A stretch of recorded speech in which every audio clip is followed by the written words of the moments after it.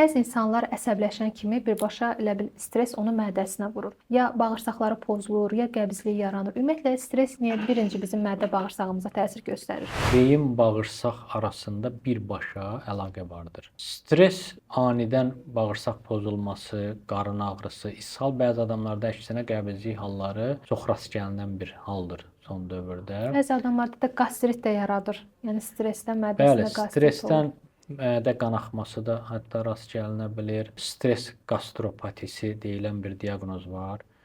Stres xorası deyilən bir diaqnoz var. Məsələn, 12 barmaq bağırsaq yaralarının bir səbəbi stressdir. Stres mədə-bağırsaq sisteminin 3 şöbəsindən 6 şöbəsinə kimi hər orqanına təsir edir. Qida borusunda reflux xəstəliyini artıran faktor stres. Mədədə xora, qastropatinin bir səbəbi stres. Bağırsaqlarda qıcıqlanmış bağırsaq sindromunun səbəbi stres. Qəbzliyin bir səbəbi stresdir. Yəni stres göründüyü ki, mədə-bağırsaq sisteminin bütün şöbələrində xəstəliklərin bir səbəbidir. Birbaşa əlaqəli. Birbaşa əlaqəlidir. İnsanın əhval-ruhiyyə hormonu olan serotonin hormonunun 95% bağırsaqlardan, 5% baş beyindən və digər toxumalardan sintez olunur. Yəni bağırsaq həm immunitet orqanıdır, həm əhval-ruhiyyə hormonudur. Belə doğru dildə desək, bütün qida maddələri, minerallar, dəmir, kalsium, B12, bütün bunlar hamısı bağırsaqdan qana sorulur. Qaraciyər yağlanmasının nəticədə sirrozun bir səbəbi bağırsağın düzgün işləməməsi, disbakteriozu ola bilər. Ürək xəstəliklərinə